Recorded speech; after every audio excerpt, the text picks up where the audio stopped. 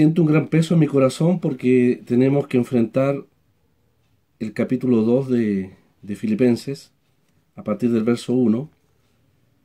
Vamos, con la ayuda del Señor, entrando en mayores profundidades. Todavía el apóstol Pablo nos va a exhortar a la unidad, tal como terminamos el capítulo 1 anteriormente. Y seguramente los hermanos saben que a medida que avancemos en este capítulo, el apóstol Pablo nos presentará algunas glorias, algunas maravillas también del Señor. Es un ámbito realmente en que vamos a necesitar mucho de la ayuda del Señor para poder entender algunos conceptos prácticamente técnicos, especiales que Pablo va a usar respecto a la humillación del Señor. En el capítulo 1, hermanos, habíamos visto que el apóstol Pablo se presentaba como uno quien tenía como propósito superior en su vida vivir para Cristo. Vivir para Cristo. Ese era el tema del capítulo 1. Vivir para el Señor. En el capítulo 2, el tema es vivir para los otros. En el capítulo 1, Cristo, por supuesto, el Señor, por sobre todas las cosas. Sigue siéndolo también en el capítulo 2. Pero el énfasis que hace el apóstol ahí, en este precioso capítulo 2 que vamos a enfrentar, es el hecho de que nosotros debemos procurar vivir para los otros. Quizás, hermanos, una manera de vivir para Cristo, práctica, sería vivir para Cristo, desviviéndonos por los otros. De hecho, la palabra los otros, en el verso 4 del capítulo 2, va a ser una palabra muy importante que el apóstol va a usar, porque vamos a ver 4 ejemplos preciosos a través del tiempo, 4 personas que van a expresar su abnegación absoluta en beneficio de los otros, en este caso los hermanos, el pueblo de Dios. Y por qué no decirlo, como nuestro hermano Juan oraba, también por aquellos que están sin Cristo, sin salvación. Vamos a leer entonces los primeros versos del capítulo 2. Dice: por tanto, si hay alguna consolación en Cristo, si algún consuelo de amor, si alguna comunión del Espíritu, si algún afecto entrañable, si alguna misericordia, completad mi gozo, sintiendo lo mismo, teniendo el mismo amor, unánimes, sintiendo una misma cosa.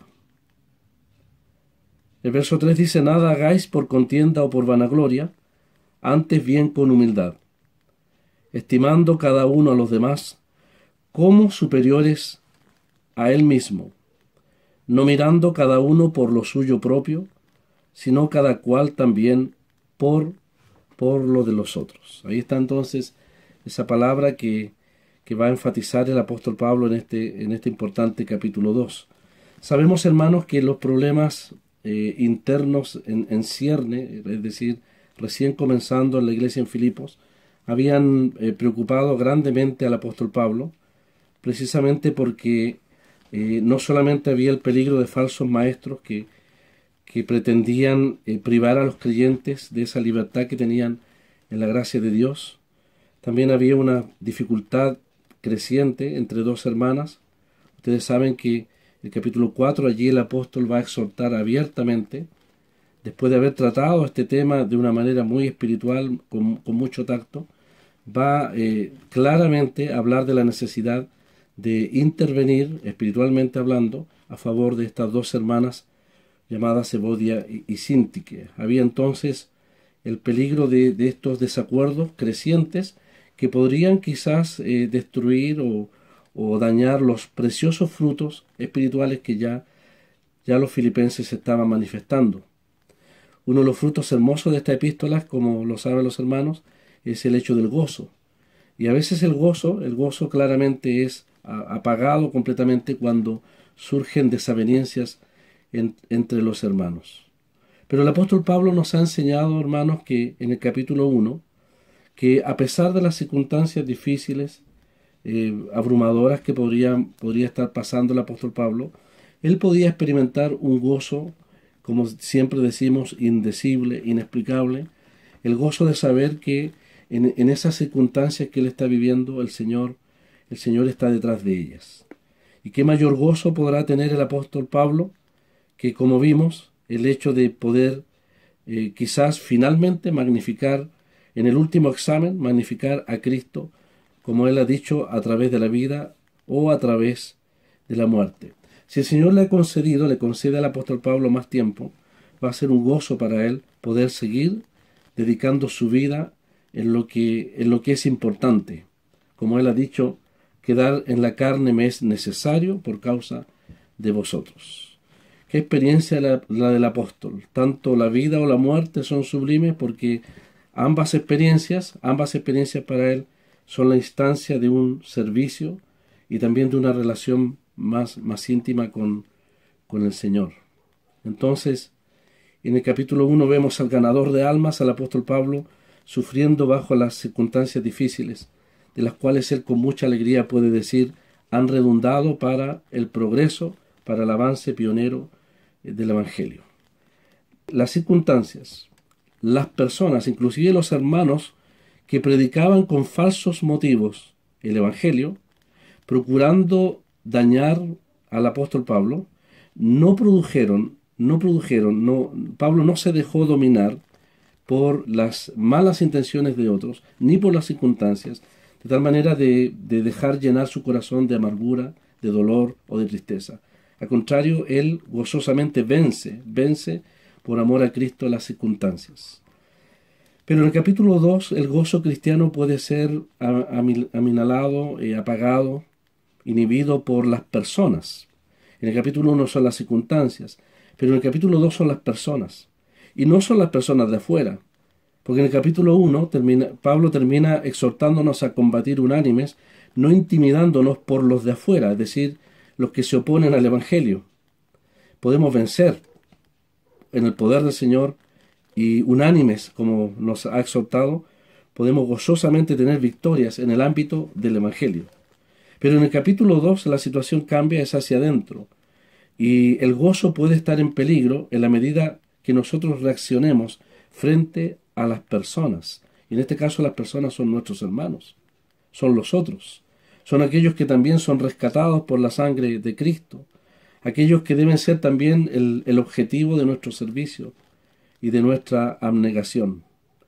Pablo nos va a dar en el capítulo 2, no sé si llamarle el secreto o la instrucción, la exhortación principal de cómo nosotros, teniendo corazones tan susceptibles a tantas experiencias como discordia, rencor, amargura, celos, envidias, contiendas, cómo nosotros, teniendo corazones tan susceptibles a estas cosas, y en la relación mutua entre nosotros, podemos realmente vencer, a pesar de las personas. Podemos mantener el gozo a pesar de tener que experimentar, como ya parece costumbre, lamentablemente, lo digo con vergüenza de mi propia persona también, costumbre ver situaciones, desacuerdos que lamentablemente nunca se arreglan.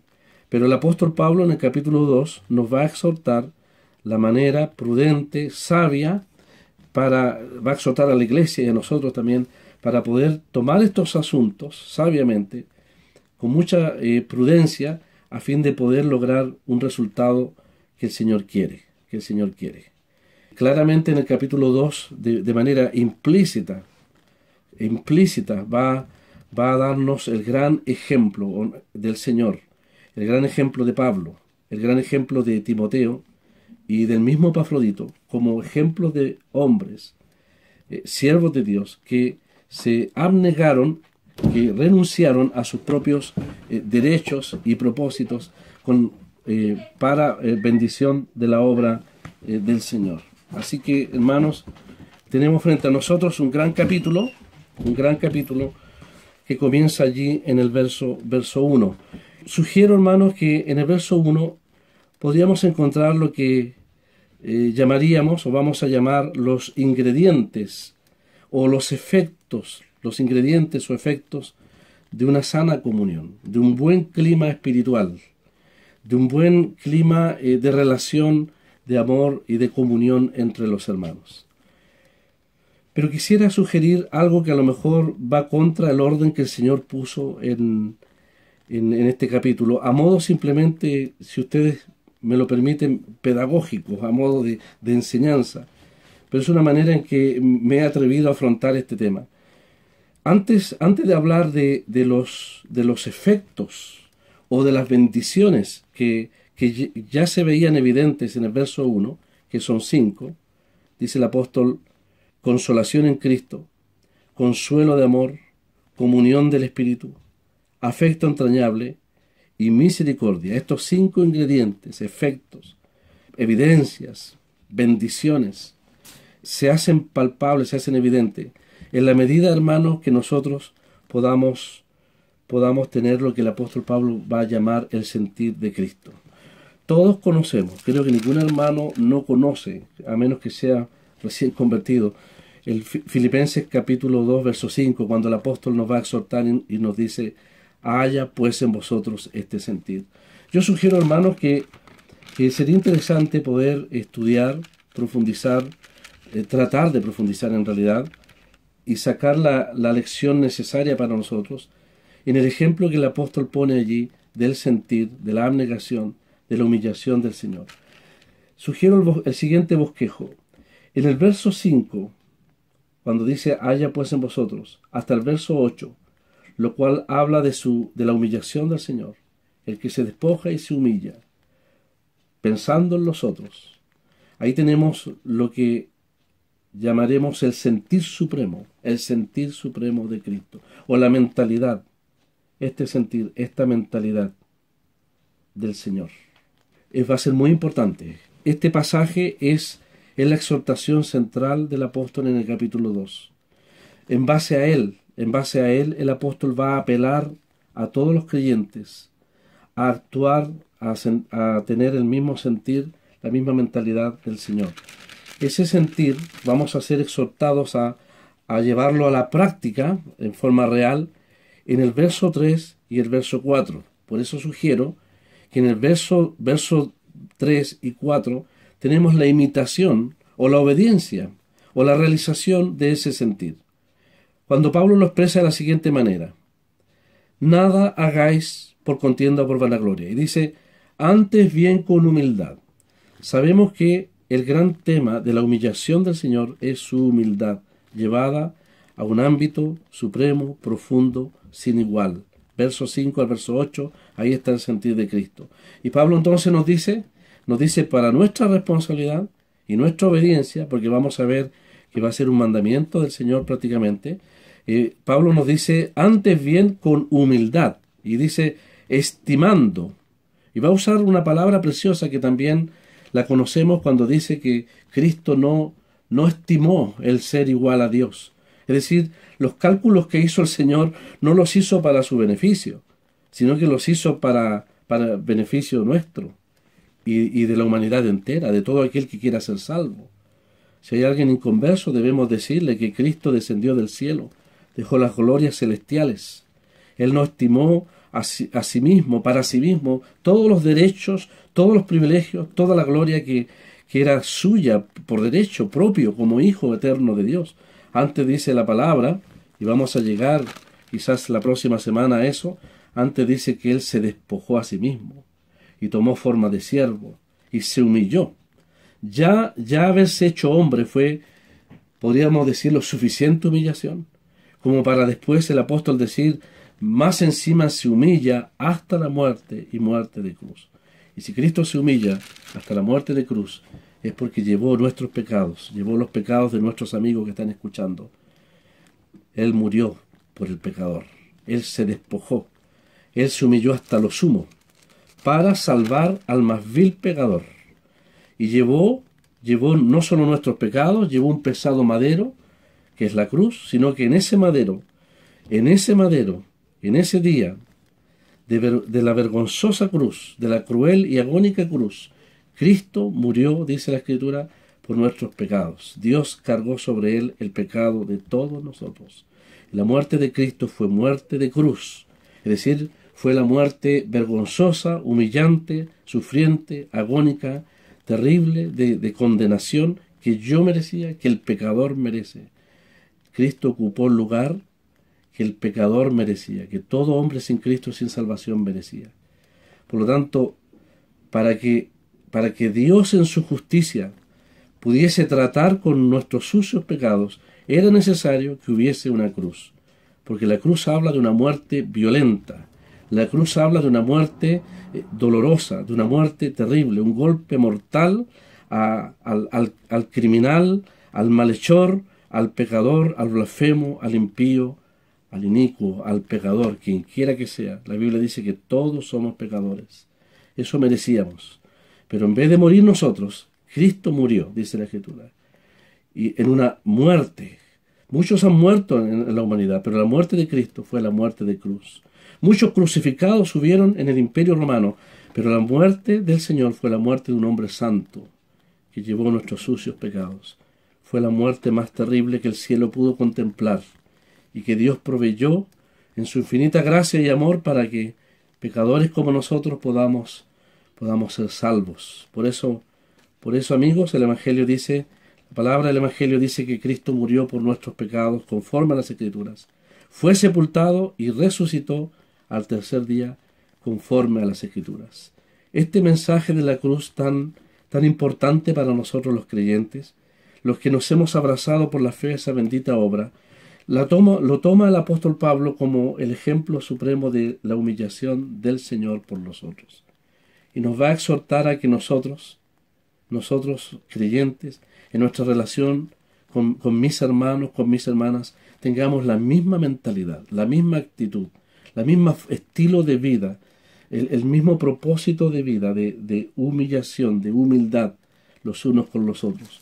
Por lo tanto, el apóstol Pablo, cuando nos exhorta al sentir de Cristo, en el verso 3 nos exhorta a estimarnos a los demás como superiores a nosotros mismos, siguiendo el ejemplo del Señor, a no mirar lo suyo propio, como dice el 4, sino por lo de los otros. Entonces, hermanos, en el verso 5 y 8 tenemos el sentir supremo. En el verso 3 y 4 somos exhortados. Es una tremenda responsabilidad nuestra. Somos perentoriamente llamados a decididamente asumir y vivir en la mentalidad de Cristo los unos con los otros. ¿A dónde voy? ¿A dónde me estoy dirigiendo?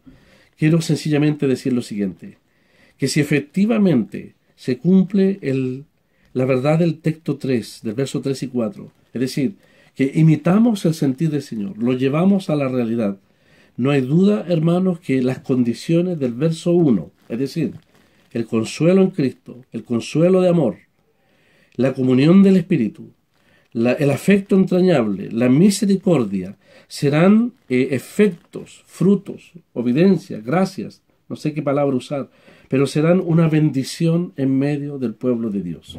La plenitud, la manifestación plena de estos preciosos efectos están determinados en la medida que cada creyente en su asamblea decida, porque esto no es asunto de sentimiento, es asunto de obedecer al Señor, unos más que otros. Unos lo expresarán más realmente que otros. El apóstol Pablo tiene ese propósito en el capítulo 3 de vivir de acuerdo imitando a su Señor. Por lo tanto, todos somos llamados a vivir la realidad de esta experiencia de Cristo, vicaria por nosotros, sí, pero nos deja un ejemplo de humillación en la relación, de humildad en la relación unos con otros. Por lo tanto, depende absolutamente de la obediencia que cada creyente tenga en este llamado al sentir de Cristo. Depende la manera plena en que los preciosos efectos y condiciones del verso 1 serán realidad entre nosotros. Por eso le hemos llamado, hermanos, los 5 ingredientes de la armonía entre hermanos de un mismo sentir. Lo voy a repetir. En el verso 1 tenemos los 5 ingredientes de la armonía entre hermanos de un mismo sentir. Esto entonces nos lleva a considerar el hecho de que el apóstol Pablo realmente deseaba que esto abundase mucho más. Pero antes de entrar de lleno en este verso 1, quiero también sugerir lo siguiente. Lo primero es vital. Claramente, si nosotros no estamos dispuestos a vivir en nuestra relación de armonía, en el sentir de Cristo, difícilmente podremos ver o disfrutar de una asamblea con estos ingredientes en el verso 1. Pero debemos recordar, hermanos, también que en el estudio anterior, al final del capítulo 1, Pablo nos dejó el sabor de la batalla, todavía nos resuenan las dianas, las trompetas del combate. Todavía nos queda en la mente el privilegio que tenemos como creyentes cuando ha dicho, os es concedido a causa de Cristo sufrir. Os es concedido sufrir por Cristo y creer en Él también, ha dicho. Todavía resuenan los gritos de batalla a combatir, ¿no es cierto? Unánimes, en un mismo sentir, en una misma alma, dice, con una misma mente también, dice el apóstol. Entonces el apóstol termina el capítulo 1 describiéndonos una batalla y llamándonos, animándonos a combatir por la fe del Evangelio.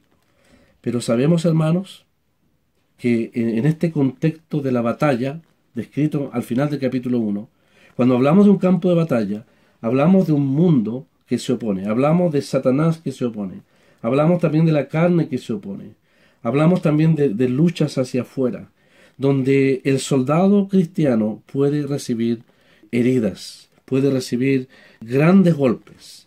Tenemos la armadura de Efesios 6, pero en el afán de servir al Señor se sufre. El apóstol Pablo es el ejemplo especial. Segunda Corintios está llena de los sufrimientos del apóstol Pablo. La verdad, hermanos, es que todo aquel que procure o decida vivir para Cristo, y yo no me pongo como ejemplo, lo estoy diciendo en términos generales, quisiera ser el ejemplo, y quisiéramos todos, como dice el apóstol Pablo, imitarle a Él como Él imita a Cristo, pero sabemos, y creo que lo hemos experimentado, toda persona, todo creyente que se disponga a vivir para Cristo va a sufrir aflicción, va a sufrir persecución. Esa forma de vida no es querida por el mundo, la va a despreciar. A nuestra familia no la puede entender. Y sorprendentemente, aún entre creyentes, quien se consagre decididamente a vivir para Cristo, a veces no va a encontrar la comprensión de sus propios hermanos.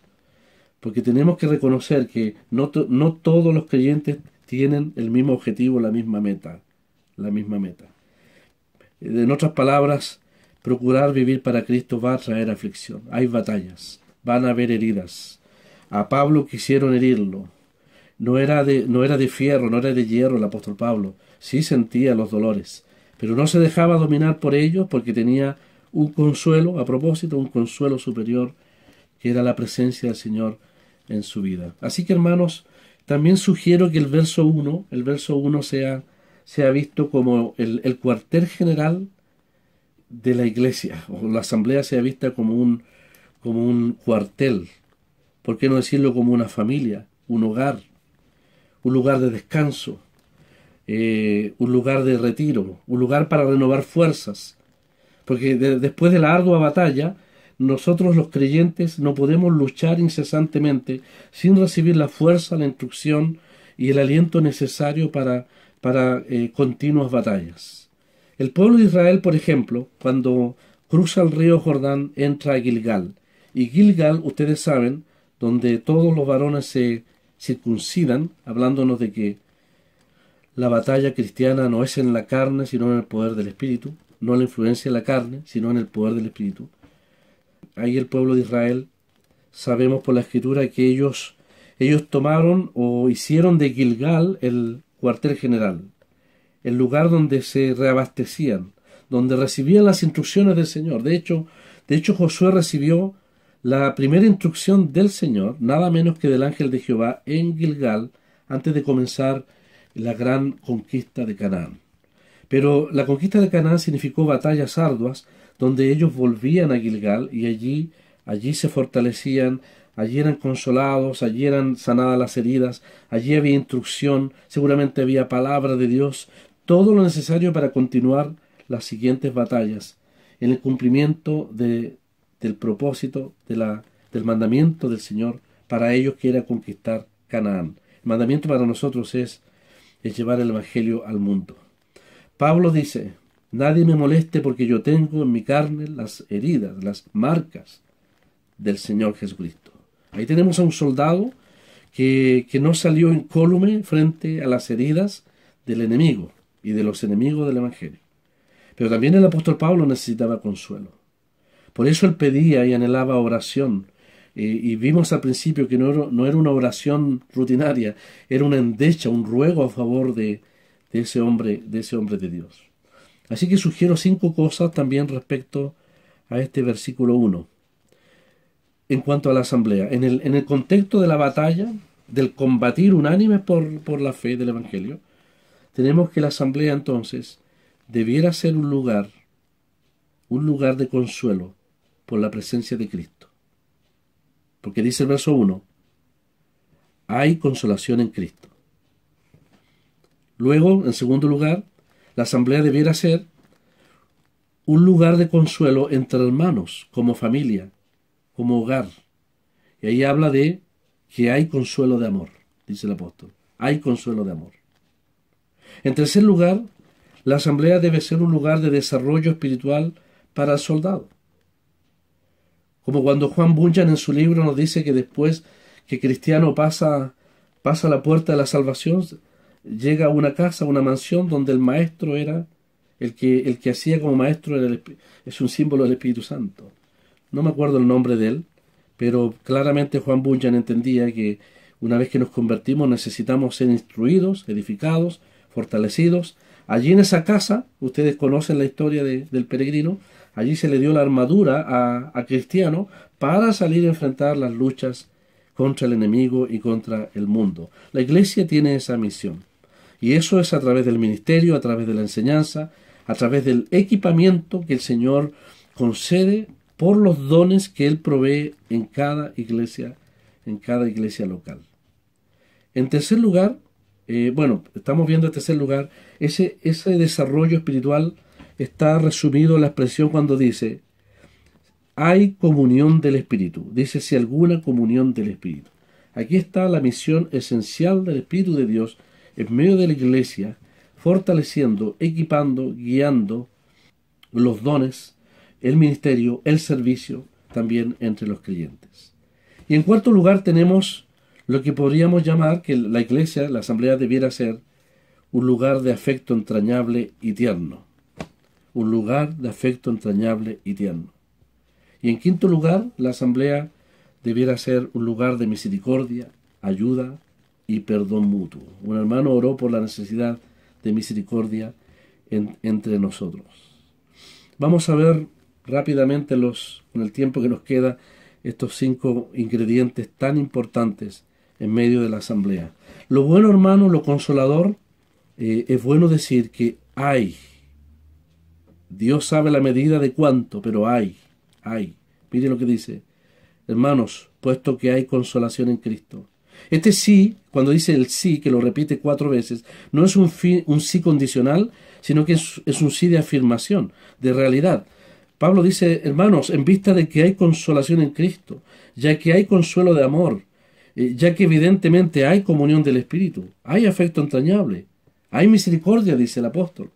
Sí, lo hay. Pueden pasar muchas situaciones difíciles en una asamblea local, pero el Señor ve siempre aquello que es de valor para Él. Siempre hemos dicho que nosotros como creyentes no debemos ver la madera en las tablas revestidas de oro. Si usted quiere ver el santuario de Dios, el tabernáculo, humanamente va a ver la madera de acacia. Pobreza, humanidad, lo humano. Pero lo humano está revestido de oro, está revestido de Cristo. Por lo tanto, donde hay un grupo de creyentes reunidos que han sido llamados, que han sido reunidos, es decir, el Espíritu Santo los llamó mediante el Evangelio y los llamó a congregarse hacia el nombre de Jesucristo, ahí claramente hay consuelo en Cristo. Si el mayor de todos los consuelos es saber que Cristo está en medio nuestro. Y el terrible efecto sobre el corazón de un creyente que aparta la vista del concepto que Dios tiene de la iglesia es cuando el creyente olvida el hecho de que ese grupo de cristianos, sí, de pecadores imperfectos, pero salvados por la infinita gracia de Dios, reunidos de una manera sorprendente y maravillosa, en una asamblea local, ese grupo cuenta con la mayor de todas las consolaciones, que es la presencia de Cristo. La presencia de Cristo en medio. Ese es el mayor consuelo que podemos tener. Los filipenses tenían consuelo en Cristo. Porque nosotros que batallamos, a veces nos debilitamos, a veces nos cansamos, a veces sufrimos tantas situaciones por causa no solo de afuera, puede ser inclusive de adentro. Nuestro consuelo es saber que en medio del pueblo de Dios está el Señor. Su ejemplo también de sufrimiento en su vida fiel es un consuelo, es un aliento para nosotros. Como dice la carta a los Hebreos, considerad a aquel que sufrió tal contradicción de pecadores contra sí mismo, para que vuestro ánimo, dice, no se canse hasta desmayar. Por lo tanto, hermano, cuando usted esté cansado, abatido, a punto de tirar la toalla, como se dice, recuerde que hay un ejemplo supremo a seguir. Pablo dice, mira, considérale, compara tu situación, tus aflicciones con lo de Cristo, y eso va a traer consuelo a tu alma. No va a quitar tus problemas, pero sí va a permitir que mires los problemas no de tal manera que te hundan, sino que los mires en relación a lo que Cristo sufrió. Y eso es el único medio por el cual el creyente, cansado, abrumado, abatido, puede ser consolado. Y puede levantar las manos caídas y las rodillas paralizadas, enderezar lo torcido, lo dislocado, y seguir en la senda de obediencia al Señor. Lo único que puede animar al creyente a seguir esa senda de poner los ojos en Jesús es el ejemplo de Él. El ejemplo de aquel que está en medio nuestro. Su presencia entonces es un consuelo. Si no estuviera la presencia de Cristo en medio nuestro, seríamos un mero club social, una mera organización humana. Mejor, hermanos, tomemos las cosas, se ha dicho, y vámonos a nuestras ocupaciones del mundo en que teníamos antes. Pero, ¿qué nos consuela? ¿Qué hace que un anciano abrumado? ¿Qué hace que un servidor abrumado? ¿Qué hace que un creyente atribulado se mantenga firmemente llevando la bandera del testimonio de Cristo? Su presencia en medio nuestro. Es el único consuelo. Cuando todos los consuelos humanos fallan, aún de nuestros hermanos, el único que permanece es la presencia del Señor. Aquí Pablo quiere decirnos que el Señor parece acercarse como el Paracleto, así usa la palabra que conocemos. Del poco griego que conocemos, creo que todos los hermanos sabemos quién es el Paracleto, aquel que se acerca a nosotros para consolarnos, poner una mano en nuestra espalda y decirnos ánimo. No solamente está la presencia del Señor, sino la realidad de su consolación en momentos cruciales de nuestra vida. Él se acerca, Él no tiene duda, se acerca, nos acompaña para consolarnos. Ese es el consuelo en Cristo. Pero debiéramos saber también que aquellos que experimentamos el consuelo de Cristo, debiéramos tener también la capacidad de no olvidarnos que tenemos la responsabilidad también de consolar a otros. Por eso en la segunda expresión dice, hermanos, hay consuelo de amor. Sí lo hay, sí lo hay. Una asamblea puede pasar por muchas dificultades. Cada uno de ustedes conoce la realidad de su asamblea. Pero siempre habrá aquellos que consolarán al que sufre, al creyente abatido, sufrido, cansado, que está en tribulación o en aflicción.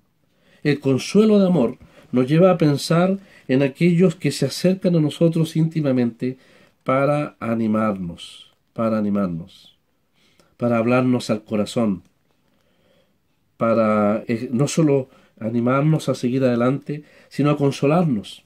Pueden acercarse con un pañuelo en su mano para secar nuestras lágrimas, si usted lo quiere. Necesitamos muchas veces, aún los hombres más fuertes. Pablo también necesitó el consuelo de sus hermanos. Por eso lo pidió en oración. Consuelo de amor es lo que el apóstol presenta aquí. Antes de avanzar en la comunión del Espíritu, en el afecto entrañable, en la expresión si alguna misericordia, quiero decir algo muy importante que no quiero que se me escape. Y es, hermanos, es que nosotros debemos ser agentes activos dispensando estas cosas. Alguien que mira para sí mismo siempre, alguien que solamente vive, que quiere que vivan en función de él mismo, siempre va a encontrar el error, lo humano. Hemos escuchado expresiones en esta iglesia: no hay amor, en esta iglesia no está el Espíritu, en esta iglesia hay solo dureza, etcétera, etcétera, etcétera. Al parecer, lamentablemente, cuando escuchamos eso es porque el creyente, no lo dudamos, está poniendo los ojos no en el oro revestido, sino en la madera con que están formados los creyentes. Está olvidando que el consuelo más grande es Cristo presente allí.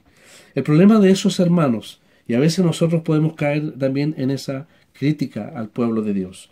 El problema nuestro cuando actuamos así es porque queremos que nos llenen, queremos que nos consuelen, queremos que nos amen, queremos que se preocupen de nosotros, que tengan misericordia de nosotros. No, no es así. Lo que el apóstol dice aquí es que nosotros debemos, si usted piensa que en su asamblea hay estas cosas, si está viendo la mosca en la leche, si está viendo solo lo negro, solo lo humano, y perdiendo de vista que sí hay ingredientes espirituales hermosos en medio del pueblo de Dios, cuando usted pierda ese objetivo, pierda ese norte, recuerde que somos nosotros los que somos llamados a cambiar el ambiente y no los demás que nos cambian a nosotros.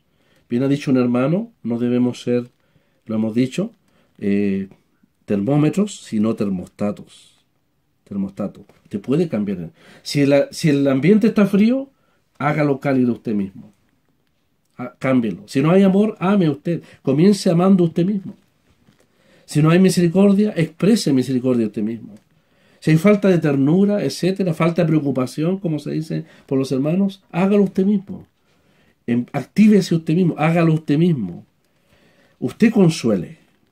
Pero eso significa que usted tiene que estar en una relación de comunión con el Señor y actuar en el sentir del Señor. Dejar de mirarse a sí mismo, buscar lo suyo propio para buscar lo de los otros. Hágalo usted mismo, y si cada uno lo hace, no tenga duda que estos ingredientes preciosos del capítulo 2, verso 1 van a ser una evidencia en la asamblea. A lo mejor no plenamente, como el apóstol quiere. En el verso 2 dice: hermanos, en vista de que ya tienen esto, dice Pablo, completen mi gozo demostrándolo abundantemente, que esto rebose, dice, que este consuelo, todas estas gracias tan hermosas, rebose, como el balde cuando se llena bajo la llave, que rebose. Quisiéramos que todas las asambleas fuesen así. El Señor sabe la realidad de cada congregación. Pero no miremos la congregación, mírese usted mismo primero. ¿Está en el sentir de Cristo? ¿Está obedeciendo al Señor cuando lleguemos a ese verso 5? ¿Está mirando por los de los demás y no por lo suyo propio? ¿Hay una relación de humildad suya con los demás? Entonces no busque que los demás cambien. Cambie usted mismo en obediencia al Señor y usted va a cambiar el ámbito. No vivamos para nosotros mismos. La mayor felicidad no es llenarnos nosotros mismos, sino nosotros vaciarnos como Cristo se vació de todos sus derechos y privilegios en beneficio de los demás. La humillación del Señor, su vaciamiento, no de lo divino, sino de sus glorias, de sus privilegios, es el ejemplo nuestro, de vaciarnos nosotros mismos de ese yo envanecido, inflado como un globo de helio, que se hincha y se exalta a sí mismo, pero que pronto revienta y cae estrepitosamente. Esa es la triste experiencia del vanidoso, del orgulloso, del vanaglorioso, del que busca gloria personal. Pero el que busca el interés de sus hermanos va a experimentar la mayor satisfacción, el mayor gozo, va a experimentar en cierto modo el sentir y el corazón de Cristo, que se despoja y que se humilla por los demás. ¿Hay afecto entrañable? Sí que lo hay. Si usted ve que en su asamblea se necesita más ternura, sea tierno usted. Si usted ve que hay necesidad de misericordia, en estos momentos hay necesidades materiales, quizás con muchos hermanos que han perdido su trabajo, hay necesidades en los matrimonios, hay escasez material, hay necesidad de llenar necesidades espirituales, sea usted misericordioso, prodíguelo, abunde, sea como un balde rebalsando de misericordia, llenando o procurando en el Señor satisfacer las tantas y múltiples necesidades que como creyente tenemos en el pueblo de Dios. El apóstol dice entonces, si alguna comunión del Espíritu. Y claramente la comunión del Espíritu tiene que ver con ese ministerio del Espíritu Santo que permite que el servicio, que la intercesión de los santos, el ejercicio de los dones, la exhortación de la palabra, la adoración, la alabanza, se manifiesten plenamente. El Espíritu Santo necesita obrar con libertad, como dice en 1 Tesalonicenses, no apaguéis el Espíritu. Lo apagamos cuando vemos cuál es, lo voy a decir con mucho respeto, cuál es la cartelera o cuál es el predicador de esta semana. No importa quién predique, quién enseñe. Usted no puede apagar el Espíritu porque ese hermano, por sencillo que sea, puede tener algo de Dios para usted y de mucho beneficio para su alma. No podemos apagar el Espíritu impidiendo el ejercicio de los dones. No podemos apagar el Espíritu manteniendo pecados no confesados. Aún el Espíritu Santo se inhibe, se restringe, cuando precisamente lo que Pablo habló de contiendas y luchas y desacuerdos, aún entre estas dos hermanas, puede haber el peligro de que el Espíritu de Dios, sensible a las manifestaciones del corazón entre los creyentes, pueda ser contristado, apagado, inhibido en su deseo amplio de prodigar toda bendición en medio de la congregación. Quiero decir, hermanos, que esta expresión, la comunión del Espíritu, es irreemplazable, irreemplazable. Realmente tiene que ver con el ámbito congregacional de la comunión. Por eso los hermanos echamos tanto de menos estar congregados físicamente, porque la iglesia fue concebida en un ámbito geográfico, no virtual. Pero el Señor, en su infinita gracia, anticipándose a los problemas que estamos viviendo, ha permitido que de manera virtual podamos congregarnos, virtualmente. Podamos conectarnos en realidad, hermanos, de muchas partes y ser beneficiados. Pero la iglesia fue concebida de manera espiritualmente y física, a los santos que están en Corinto, a los hermanos que están en Tesalónica, etcétera, etcétera. Esperamos que esto no se mantenga mucho tiempo. Ha sido un ámbito en que el Señor ha suplido nuestras necesidades espirituales. Aquí voy, a lo siguiente. Cuando volvamos, si el Señor lo quiera, a las actividades normales, alguien podría decir, bueno, yo tengo mi Zoom, tengo mi Biblia y tengo mis buenos contactos y no necesito congregarme, así que me gustó el método, por lo tanto voy a seguir sin necesidad de congregarme. Absolutamente errado, porque hay manifestaciones del Espíritu que solo se realizan en el ámbito de la congregación, no en su casa, no virtualmente, solo allí, solo allí. Por eso no celebramos la cena virtualmente, porque aparte de que no tenemos los símbolos, hay un ámbito que es congregacional y local, de cada asamblea local. Hay un ámbito de gobierno, hay un ámbito de disciplina que está circunscrito al ámbito de la asamblea y que lo virtual no puede desvirtuarlo, valga la redundancia. El Señor lo sabe. Pero a lo que yo voy es que esto de la comunión del Espíritu es algo que esencial en medio de la iglesia local. Ningún creyente. Es extraño un creyente que no esté ligado a una asamblea local. La vida cristiana no fue concebida aparte de una asamblea local. Porque la comunión del Espíritu significa servicio, equipamiento, intercesión, fortaleza, ministerio, edificación los unos con los otros, ejercicio de los dones, adoración, alabanza, todo en el ámbito congregacional. Lamentablemente es una pena por todos aquellos hermanos que han perdido el alto concepto de lo que es la presencia del Señor en la iglesia local, han abandonado por muchas razones el ámbito de las reuniones y necesariamente se empobrecen, porque lo que el Espíritu da congregacionalmente no se lo va a dar en su casa, no me lo va a dar en mi casa, lo va a dar solamente la asamblea, solamente la asamblea. La asamblea entonces, para terminar, para recordar lo que estábamos mencionando, es el lugar de consuelo, debe ser la familia, es el hospital, es el cuartel, es el lugar donde se sanan las heridas de los soldados, es el ámbito de equipamiento, de entrenamiento, de enseñanza, es el ámbito de afecto entrañable y debe ser también un ámbito de misericordia, es decir, de satisfacer todas las necesidades posibles. No esperen los ancianos, No esperen los responsables, no, no.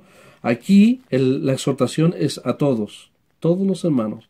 Debemos expresar estos ingredientes. Somos todos responsables de cambiar el ambiente si es necesario, partiendo por nosotros, como el apóstol nos va a seguir exhortando en los siguientes versículos. Que el Señor bendiga su palabra.